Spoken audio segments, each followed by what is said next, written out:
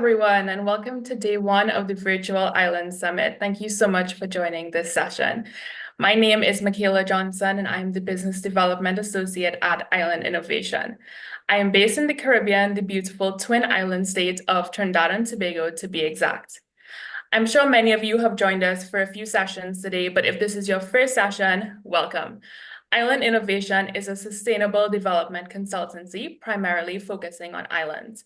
Our services include island development strategies, impact program design and coordination, capacity building, events, strategic communications, and government affairs. We are trusted by clients around the globe, and if you're interested in learning more about our work, please reach out to us using the contact information available in the chat. I'm very happy to be presenting this session titled Housing versus Tourism, Balancing Competing Priorities in Island Development. Before we begin, you should see a poll will appear now on your screen. Please let us know your gender, where you are connecting from, and the sector and industry that you belong to. I see we have people joining us from Mauritius, from Maui, from SIDS all around the world. Thank you so much for joining us. This session delves into the unique challenges and effective strategies for providing housing for local populations on islands. With the pressures of tourism, real estate investment, and short-term rentals threatening housing affordability and availability, island communities face distinct hurdles. Today, experts will explore policy measures such as zoning regulations, housing subsidies, and community land trusts designed to protect local housing markets. Through case studies from various islands, this session will illustrate successful initiatives and discuss the balance between economic development and maintaining housing for local residents. At this time, I invite you to please make use of the chat function, introduce yourself, and let us know where you're joining from if you haven't already. And of course, feel free to make any comment during this session. Please also make use of the Q&A function for any questions that you may have for any of our panelists, and we will do our best to make sure that we can address as many of them as possible when we get to that Q&A part of this session.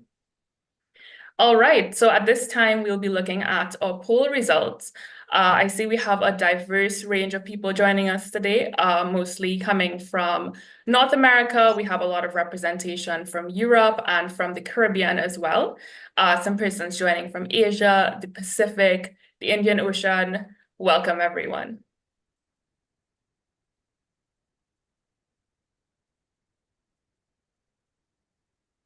So at this time, I will now introduce you to our moderator for today. I will now pass you over to Ms. Kate Tagai from the Island Institute. Kate. Thank you, Michaela, and thank you all for joining us to talk about housing today. We're very excited. I'm joining you from Rockland, Maine in the United States, and I am here to introduce our two speakers that we have for you today.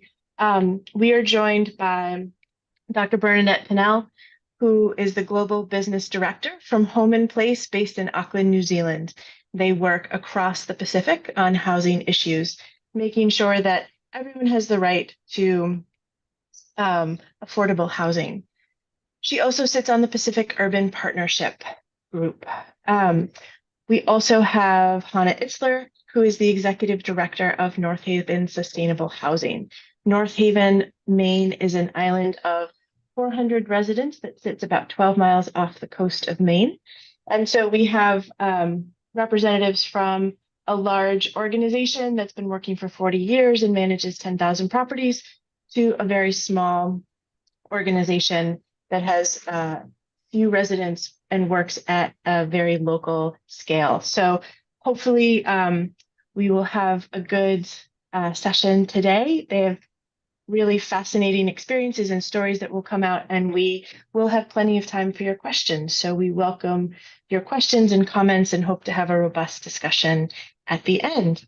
With that, I would like to introduce and invite Dr. Bernadette to turn her video on and provide a further introduction of her work and herself.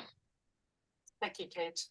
Good morning and kia ora from Auckland, New Zealand. I have the privilege of being the Global Business Director for Home & Place, which is a not-for-profit housing organisation based in Australia as well as New Zealand. And We provide 10,000 affordable homes in Australia. As Kate mentioned, I'm from the Pacific Urban Partnership as well. So it's an organization that's monitoring progress on the implementation of the Sustainable Development Goals in the Pacific. And we have a partnership with the Fijian Housing Authority to advocate and work towards getting more climate resilient, affordable housing built in the Pacific Islands.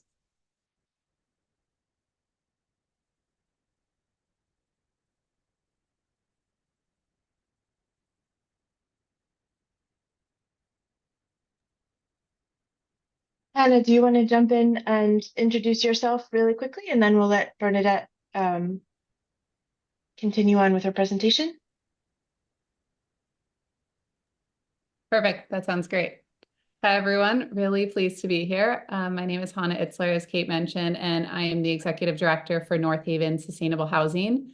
On the other side of the spectrum from Bernadette, we are a very small organization that serves on North Haven Island, about 12 miles off the coast. I am joining you in a similar location to Kate in Rockland, Maine, in the United States. And North Haven Sustainable Housing was founded in 2005 by a pretty visionary group of community members who recognized the urgent need for housing on the island. We work in a variety of different ways, but ultimately focus on creating and preserving affordable housing options to support the year-round island community.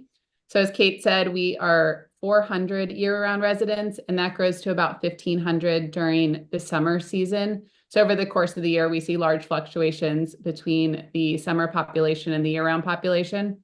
But our organization is specifically focused on providing affordable housing for the year-round community. And after Bernadette, will share a lot more about what we have going on and all of our future projects as well as current ones. Thank you, Hannah. Take it away, Dr. Pinnell. Thank you.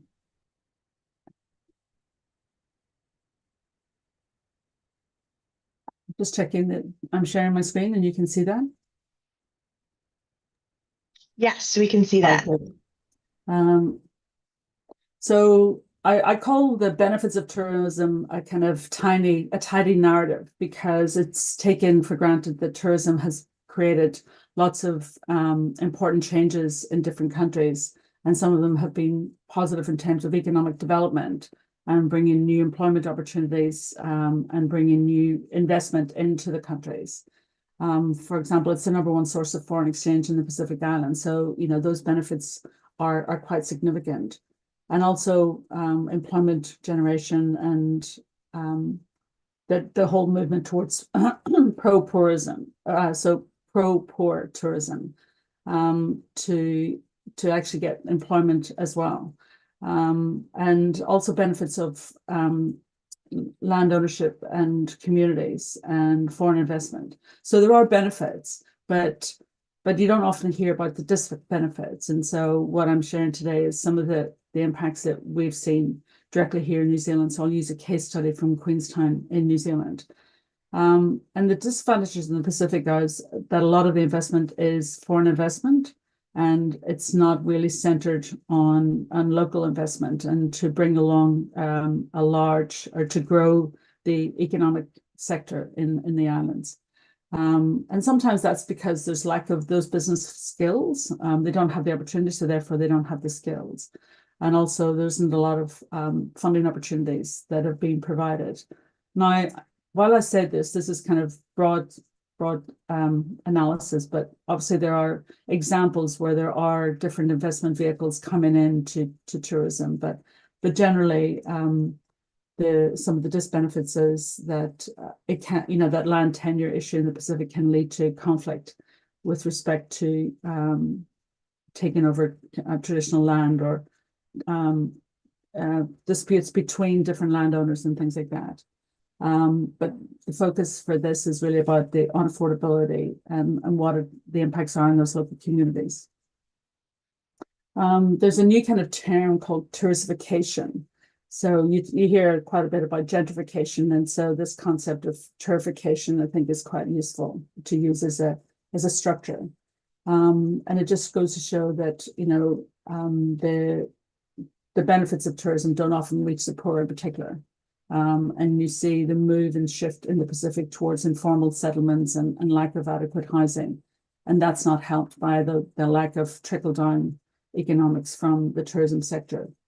So the result is that, you know, the prices of rental homes has forced people to live in tents and cars in New Zealand. So there's actual evidence that is demonstrating that impacted the tourism fluctuation. So Queenstown is in the South Island. It's got a net population of 20,000 people, which grows to 100,000 people in 2 seasons. That is the summer season, because people love to go tramping and trekking, and it is beautiful scenery, but also in the winter with the skiing. So you can imagine the significant impacts that has on traffic, on housing availability, on health sector, on the environment.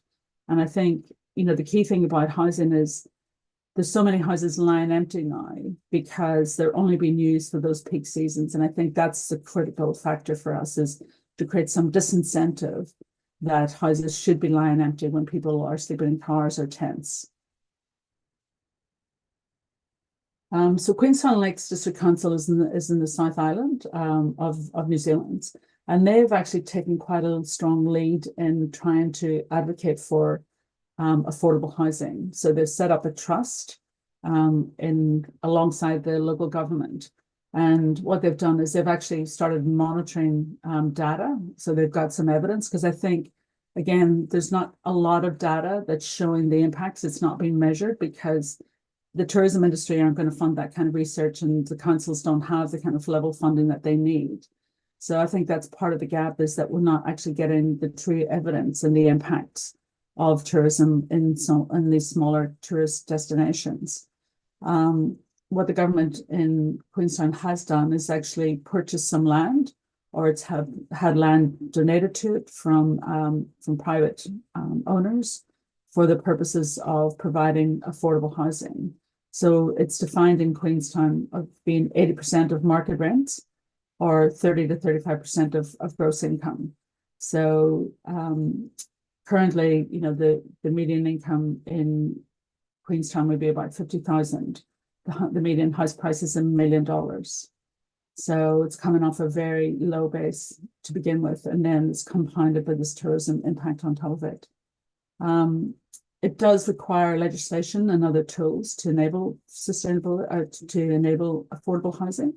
And so they've put in some provisions on land to enable that. And the iwi, the Māori tribe, Ngāi who is the largest owner of land in Queenstown, has also been part of the solution through developing affordable housing on their land.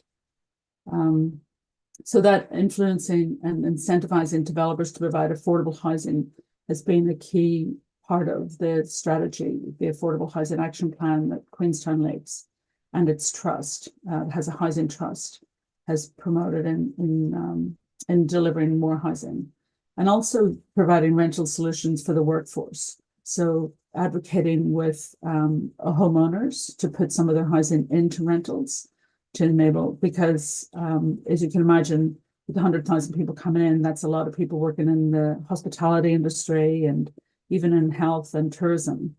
It's a sector in its own right. They've also encouraged public-private partnerships to deliver housing choice, and the government has led redevelopment of land for the community. So I know I'm in limited time, so I'm trying to keep to my time, but it just gives a bit of a snapshot, and hopefully it stimulates some comments that we can have a discussion later. So thank you very much.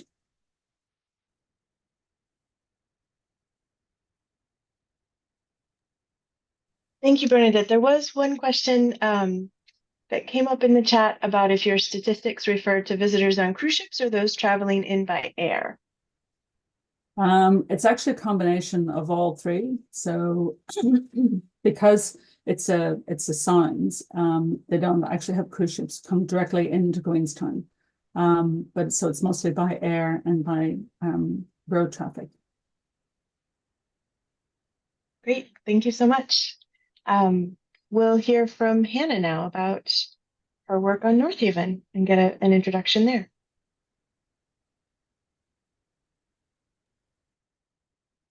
Thanks, Kate. Hi, everyone again.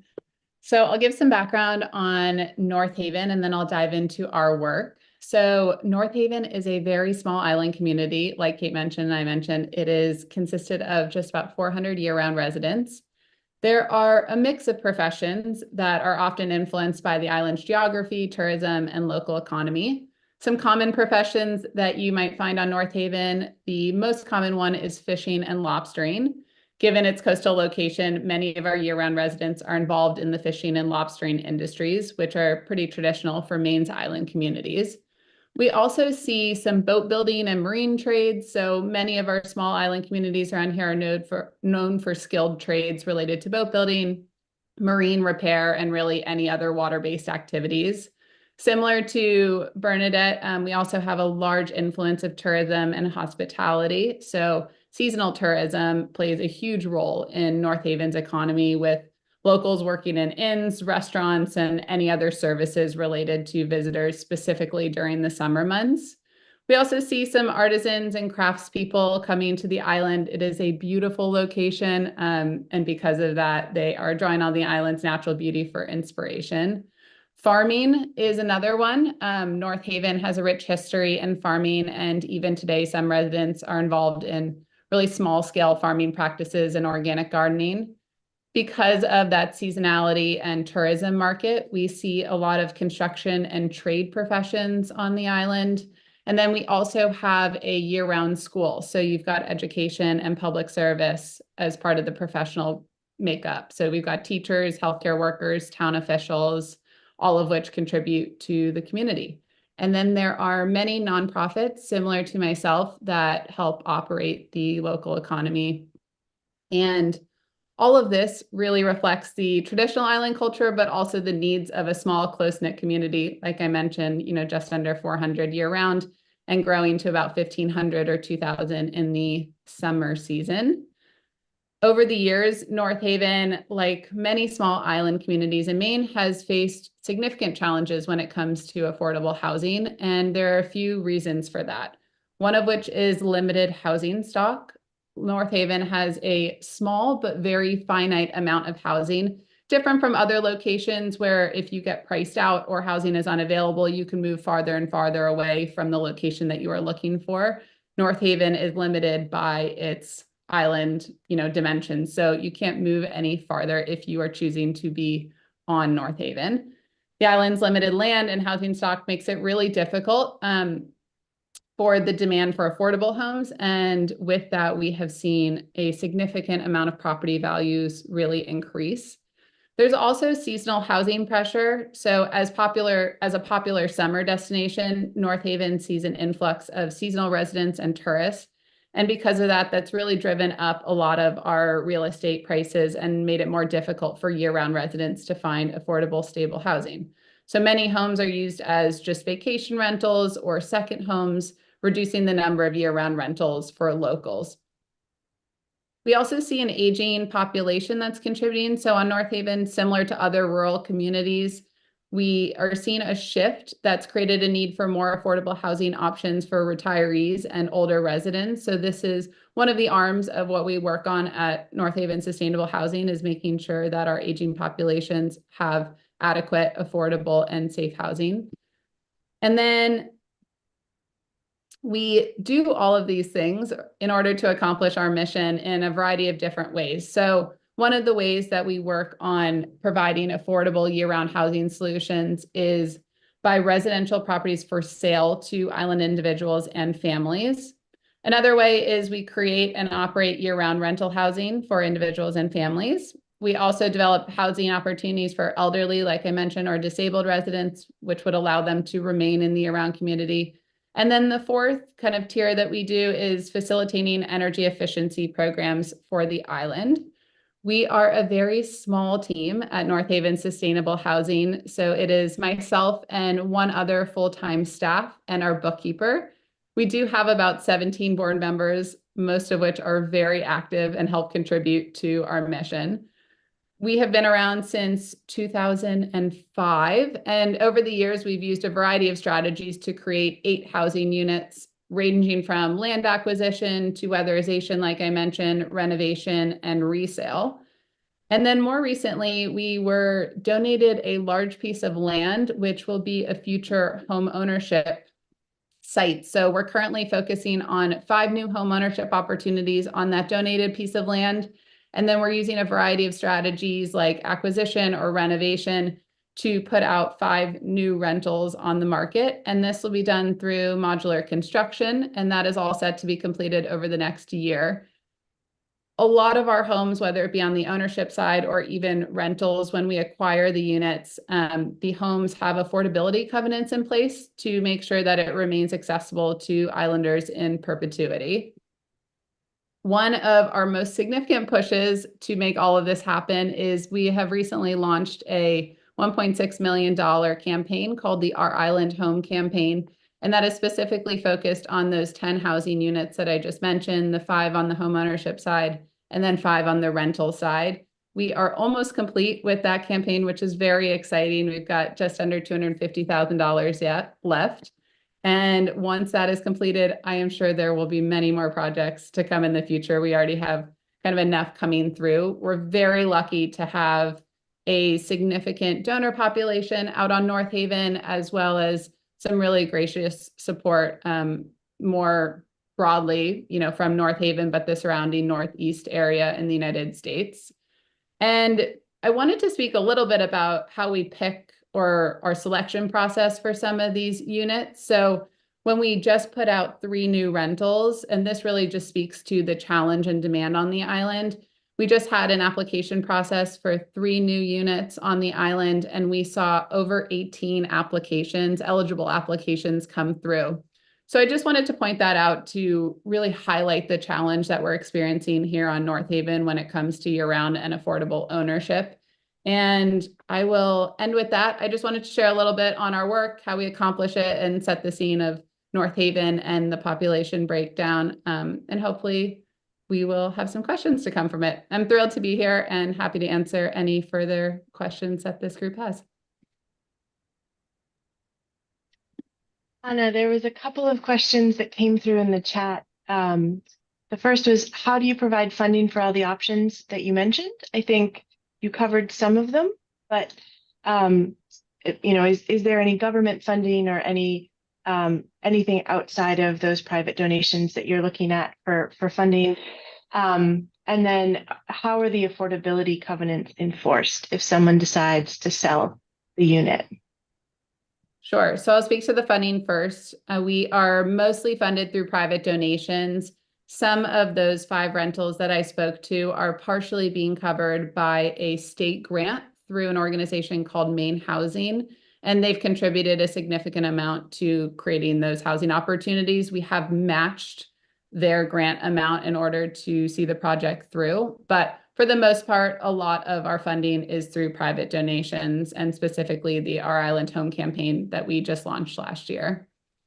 And then when it comes to affordability covenants, that is specific language that we include in the deed to a property that restricts the resale of the property in a variety of different ways. So in order to do so, they are placed, like I mentioned, as part of the deed. And in most cases, they remain in effect through multiple sales. And we've changed kind of our affordability covenants over the years. So they're structured in a few different ways. But the gist is that it is the lowest of kind of 3 different options. We either have our assessed value, or you take the property sale value of a past year, and there's some formula, as well as what the homeowner has contributed over the years. And then the third one, I just need to look up because I don't quite remember at this moment, but I'll get back to you around that, and I'll put it in the chat once I have it. Thanks. There was one more question for you specifically, Hannah, that asked about modular construction and how long to build a unit house. And then we'll bring Bernadette back, and there's some questions for her as well we can answer. Sure. So this one is fascinating. We just started using modular construction. So there are some pretty challenging logistics when it comes to getting modular units out to the islands. One of which is that in order to access North Haven, you have to get everything there by ferry. So the modular construction is Definitely. We're learning a lot. So we have just ordered our first unit, which is expected to arrive this fall. And on average, it seems like it's taking 3 months between when we order the unit and when it's expected to arrive on the island. And that was the original question, right, Kate? How long it takes? Yeah, I would say there has been about 6 months pre actually signing a contract of design and planning and making sure that all of the logistics work out.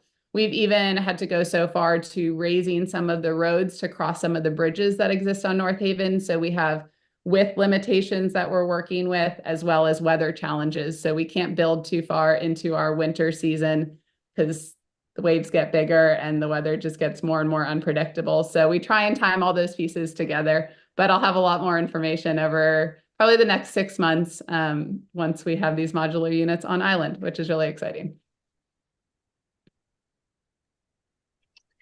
And for Dr. Bernadette, there was a question that came in about how many units do you estimate you'll need to produce and preserve in Queenstown to meet the demand?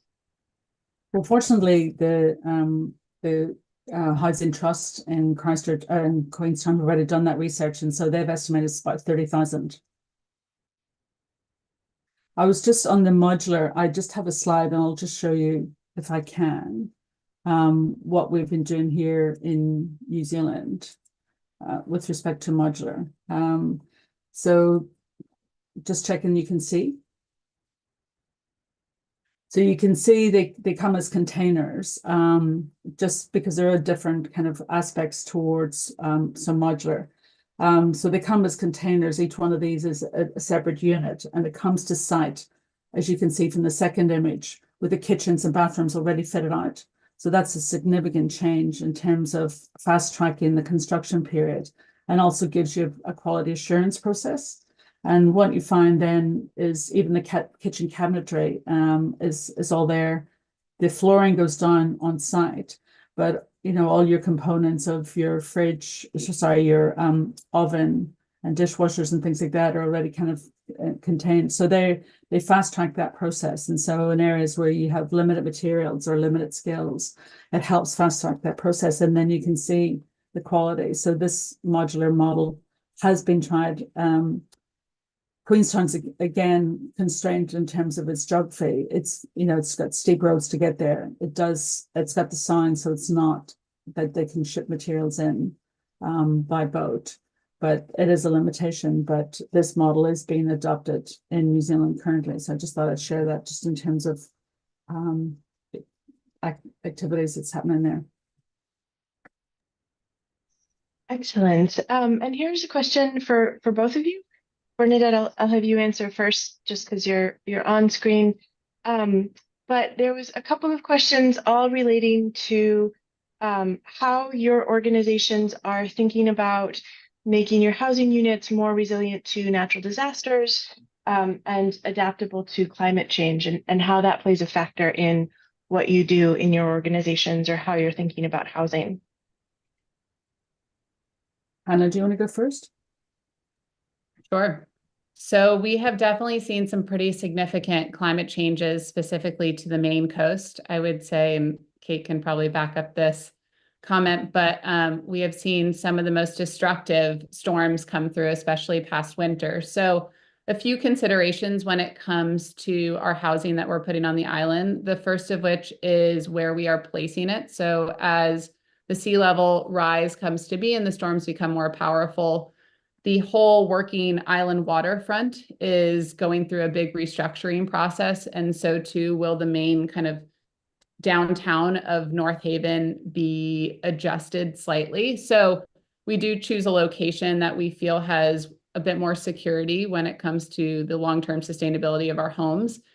Specifically to the interior of the houses, we are building with net zero practices in mind. So using heat pump technology and electrification and as sustainable as possible building practices for each of the materials that go into all of our homes.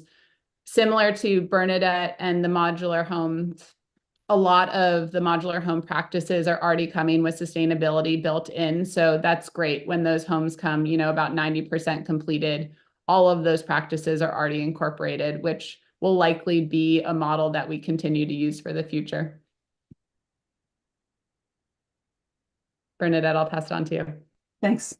Yes, New Zealand faces earthquakes. There's been a significant earthquake in the South Island, the Christchurch earthquake, which lost 10,000 houses. And so the building code in New Zealand is very stringent. And so that's one of the protection mechanisms is building to that code. And also there are environmental codes with respect to water efficiency and energy efficiency in new housing. So that's a kind of important mechanism as well, that the legislation protects that people can't fast track housing construction and not build something that's going to be climate resilient. And then that is balanced out with the affordability issue.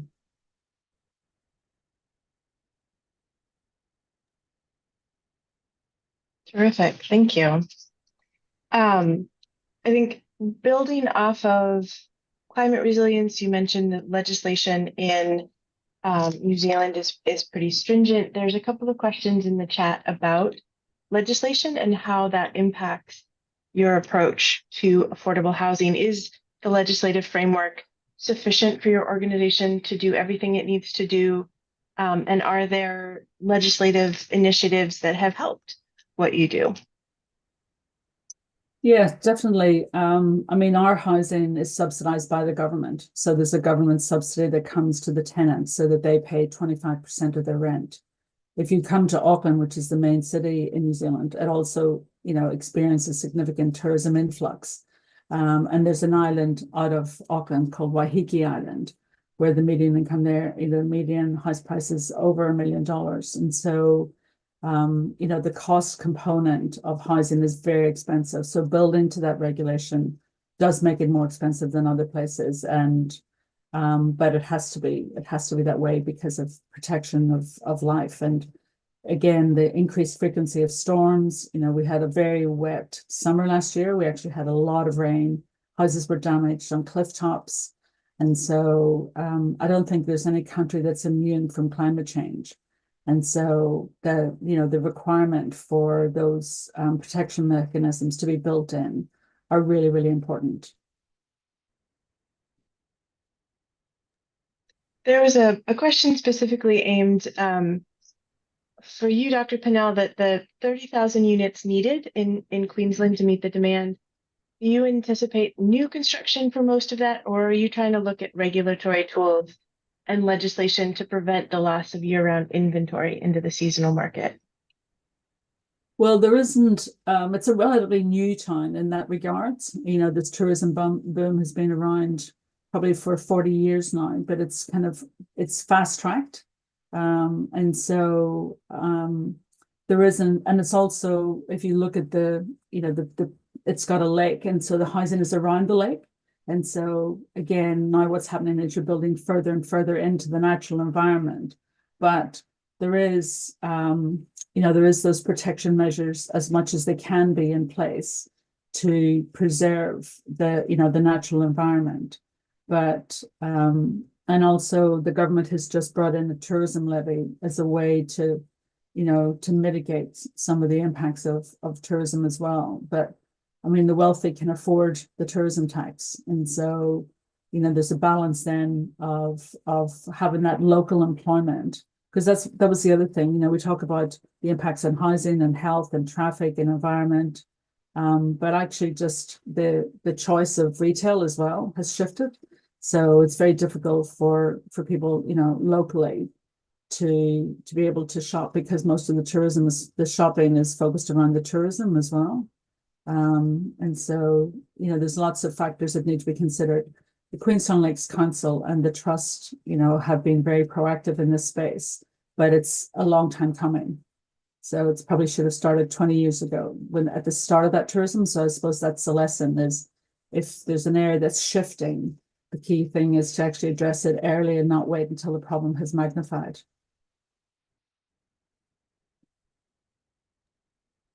Thank you. I would ask the same question of Hannah. Is there legislative initiatives in Maine or even just ordinances in your town local legislation that has helped you in your work and what you're trying to do?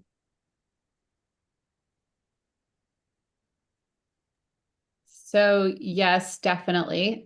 North Haven has actually opted out of any statewide building codes. However, they follow really closely a land use ordinance, which in 2023 was recently updated, which was a huge step and took many years for this small town to pass. However, it has helped affordable housing in a variety of different ways. So it added zoning flexibility. So it increased density allowances, permitting more units to be built on any given parcel of land. It also allowed for ADUs or accessory dwelling units. So any property owner could now add a small or secondary housing unit to their lot, which increases the availability of rental units on the island. And then it also made smaller lot sizes for new developments. So that made it a lot more easy to build more affordably and just housing in general. And then it also just incentivized affordable housing development. So there are density bonuses and reduced fees for streamlined permitting. And then it also took into account environmental and sustainability considerations. And what we're starting to see is mixed use or multifamily development starting to come to be. So that wasn't in our last ordinance, but is now in this new one, which will start to break up a little bit of what the current housing stock looks like, but I think will be beneficial for the needs of the island moving forward. I think one of the key things that we're facing here, and it's a similar issue in Australia as well, is retaining those key workers. So how do you retain the people to work in retail? How do you retain the teachers? How do you retain the nurses in the hospitals? You know, where they just cannot afford to, because they have to travel. And midwives in New Zealand is a massive issue as well. And so I think, that narrative needs to be out there aligned with tourism. So people look at the benefits and the disbenefits at the same time, and that there is provision put in place to balance out that economy. I can jump off of that point. Something that we see on North Haven is there is a change in ownership from those who have held the summer housing stock to a new generation of owners. And because of that, there's this distance that's grown between the relationships that were otherwise built from the year-round community to the summer community, where there was this sort of like symbiotic understanding that we were all in this together and that the island wouldn't exist without this balance. But with this change in ownership, we're starting to see that some of the summer populations are not quite as understanding of all of those pieces at play, so are buying up some of the more affordable homes that would typically go to a year-round resident. So I just wanted to add that in there as your point. I think something that we're trying to do as an organization is consistently vocalize the housing challenge and all of the pieces at play so that anyone who visits North Haven, whether it be year-round or summer population, just understands how those pieces work together and better support each other, hopefully for the future. Yeah, and I think, the requirement for smaller homes, so what's happening in Queenstown is, you get wealthy fly in, fly out, or people coming in, and that's kind of coupled with this intergenerational transfer of wealth, that we hear from the baby boomers. It's kind of passing on. And so what they're doing is, they're coming to New Zealand, they're buying large, significant parcels of land, but they're building big, bloated houses. And so that requires more materials, it requires more energy, it requires more water. So, that there's an education piece as well, is that big isn't better, that maybe smaller and boutique is better and sustainable is better. And I don't think that there's enough narrative around that, about that behavioral aspect as well, in terms of making choices about, do you really need the 5-bedroom house with 4 bathrooms? For every house that's built in Queenstown. So that kind of shift back towards reduced use of materials, but also a reduced environmental footprint, just from the sheer scale of houses. Because when they put the lights on, they can't just put on one light, they have to put on like 10 or 20 lights. And so you can just see the kind of flow on effects that come from, just behavioral aspects. I think there's a question that speaks to that in the chat. Asked specifically to Hannah, are there flexible restrictions and incentives that you described in the land use ordinance on North Haven? Are they restricted to year-round use? And how do you balance creating more units when the prevailing market forces push units into that luxury range? So how do you kind of balance what people want with what the needs are in the market? Sure. So I don't know specifically around the land use ordinance stuff. I haven't worked closely in it. But I believe that it is for all homes on the island, not just specific to year round. So it would be applicable for summer residents as well. And we definitely work pretty closely with, the more summer resident or tourist market to see what type of creative solutions we can come up with. So let's say they have a larger plot on the island and they are only using a certain portion of that land. We'll often work with that homeowner to see if there is an ADU on site that we can then utilize for a year-round stock, or even just a small parcel of that larger piece of land that we can either buy off or they're open to donating, where we can then fundraise or somehow put another housing option for the year-round community on the market. And then Kate, what was the second part? How do you balance the desire of the market to create luxury homes, sort of what Bernadette was talking about, that you need the 5-bedroom, 4-bathroom houses, that luxury, with the needs of the community, and how do you balance those forces? So interestingly, Maine in the United States is kind of unique in that I don't think there is a large trend, at least from my experience, in building big homes. There is a desire to have large plots of land. I think people typically seek out Maine for privacy, for the beauty of the landscape, but we aren't seeing kind of mega mansions or even 5-bedroom homes in large quantities exist on North Haven. So thankfully, that is not contributing. There's definitely plenty of space on North Haven to meet all of the housing challenges that we have. It's just a matter of having the right conversations and having the right invested parties to create those housing opportunities, whether it be through, acquisition and renovation or new builds, mostly through modular construction recently for us. Or like I mentioned before, we have land donation and then we build on new homes. So we use kind of a variety of different ways, but the large home issue is not one that we so much face. Bernadette, is that one that you face in your work in New Zealand? Yeah, so I was just looking at the most expensive house in Queenstown is 40 million New Zealand dollars. But it's on 15 hectares of land. So, again, that much land being kind of contained by one person in one home is part of the, it's just a narrative that's not out there really. So I think it's kind of bringing that out and sometimes just, that shifting from, and then, the use of helicopters to get there. So they arrive at the airport and then they take helicopters. So there's kind of noise pollution as well as everything else. But then some people will argue that, they are bringing wealth in and they are bringing employment in. So, there's a growth of wineries, there's a growth of the food industry, and the tourism industry does bring employment to local people.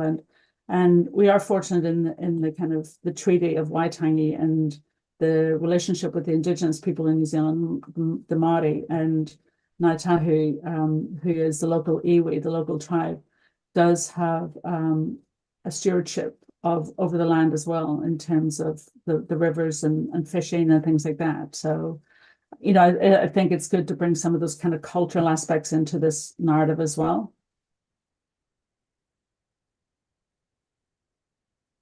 One of the questions in the chat asks, how do you handle affordable homeowners who end up doing well financially? If they have income restrictions on their housing units? Do they have to sell the units back? Do they get to stay where they are? What happens if the income of the folks in the units that are marked as affordable changes? Yeah, it is shifted. And it's I guess it's just in terms of equitable, so that the incentives that they were provided with in terms of, a home at a much lower cost, it's equitable to then pass that right on to someone else, and for them to use their new kind of wealth to move on. And sometimes that's difficult because it's a fine line. It's not a significant amount of money that does tip you over. But I think it's important, kind of different lens to come back to kind of equity rather than right. And people are pretty good about it, actually, you know, and it's celebrated that they've changed their circumstances. So I'll speak to our side of things. On the rentals, we recertify every year. So upon the tenant moving in, our rent is set based on an income qualification, and then adjusted to that. It's called an AMI, or area median income. So we use that to kind of set a price matrix for what the rental amount will be. And we use a similar structure for our home purchases, but specifically on the rental side, we recertify each year, and then the rent goes up it's capped at 3% to make sure that it remains affordable. So we don't want to penalize any household if they have exceeded their income from the year before, but we do make back just a small amount on their rental. And the hope, similar to what Dr. Pinnell shared, is that they then use that better positioning to move on to the next stepping stone in their life, whether it be from rental to home ownership or home ownership to another spot that better suits their family needs. It's a little tricky on the island because there isn't a large housing stock. Sometimes we're finding that household sizes have either exceeded their current rental or maybe even gone in the opposite direction, but aren't able to move simply because there's not any other option to. So let's say someone bought into our home ownership program. The kind of next tier or fair market value of the next houses for sale on the island are in the millions of dollars. So if they purchased it at 200,000, that's a pretty big gap for them to jump into. So we aren't seeing that households are moving as often as maybe the larger island housing breakup should, but we're hoping to infuse more houses over the coming years so that people can start to shift around and find a home that's right for their stage in life. I think one of the other things that's happening is this, it's called key worker housing. So it's housing that's being built for particular purposes, you know, whether it's the health sector, particularly for nurses, you know, they work shifts late at nighttime and quite often they don't live close to the hospital or the health center. And so the construction of the key worker housing is a really important mechanism as well. Because that helps retain those key services by people who are, you know, delivering benefits to the community, but just can't afford to live in it. There's a question in the chat about if there's a consortium that looks at all these issues together, or a group that goes beyond individual organizations like you both run, that is looking at issues across regions, maybe even across countries. Do you know of any such organization or group that's sort of looking at housing broadly and trying to collaborate with the small organizations that are doing it on the ground?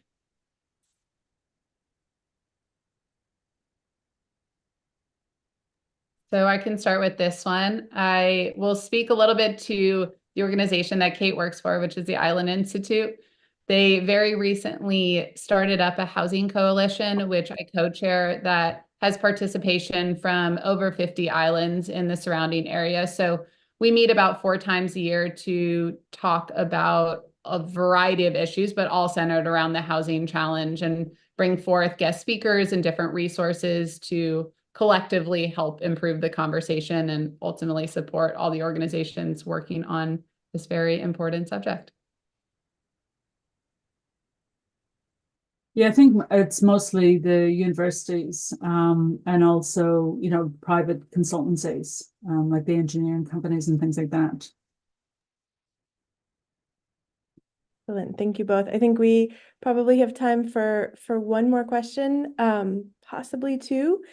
There was a question about, specifically directed to Dr. Pinnell, how are you prioritizing your allocating resources such as water, wastewater, to affordable year-round houses, given the environmental constraints?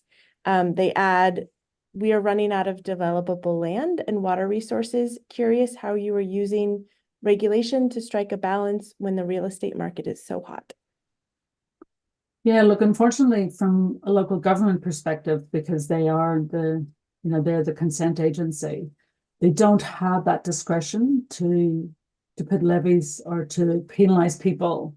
So, and I think it's more of a kind of an education perspective, and maybe it is a kind of shift in the regulations, but the wealthy can then afford to circumvent that by going to, taking it to land courts or taking it to jurisdiction, into the law courts to contest it. So I think that's one of the limitations. But also, there needs to be a process of education and just questioning and perhaps like a shift in fashion that, large bloated houses are not the ones that are promoted, that are actually seen as being a sign of success, that maybe more discreet, tasteful, sustainable homes get you more credibility. And also just an awareness from those, from those individuals, because largely they are individuals, of making that choice of coming into a small town and making that kind of significant difference. I don't think it's malice, but I think it's just lack of consideration. One of the things I've noticed in our conversation today is so much of what you both do comes down to raising awareness and education of folks engaged in these systems.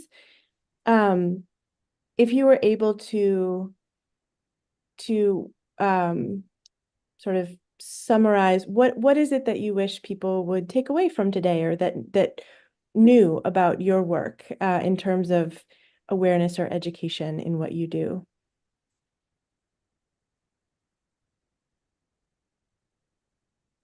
Something that, I don't know if it's a takeaway specifically, but something that's worked specifically well in these smaller bill communities, like North Haven, is for us, it's really that awareness, educational piece is built on conversations that happen, face to face. I think in these large or smaller island communities, everything happens when you run into someone in the grocery store or you have a conversation on the ferry ride. And that is really where I've found to, share the most awareness around what we're doing as an organization, but also just the larger housing challenge. And we've just seen significant advancements when we have these one-on-one conversations. So don't overlook those. As much as it's easy to use social media or, email marketing and all these different things, we have really seen the most value in just as one-on-one conversations.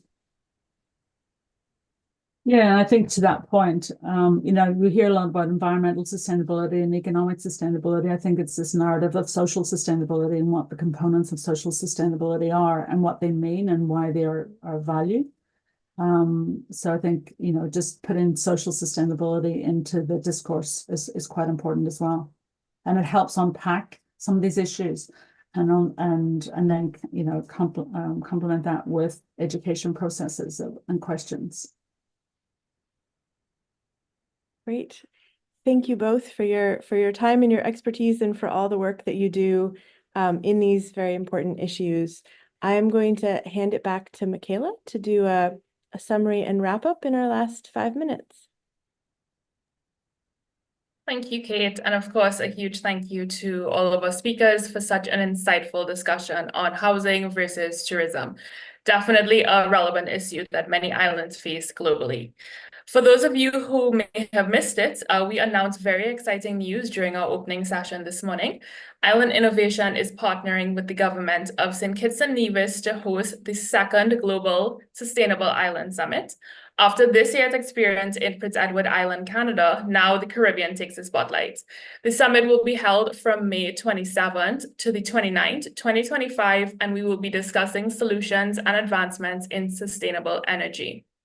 Please note that all attendees of the Virtual Island Summit can get an additional discount on the early bird ticket using the coupon code VIS2024, and you can check the chat for more details on this. This was today's last session, so we will see you tomorrow for day 2 of the Virtual Island Summit. We have a lot of exciting sessions coming up, covering topics like the blue economy, renewable energy, and disaster preparedness. For future announcements and information from Island Innovation, be sure to follow our Instagram, at _Island Innovation, and of course our other platforms like LinkedIn, X, and Facebook. Thank you once again to all of our attendees, our speakers for today, and our moderator, and we'll see you tomorrow. Bye.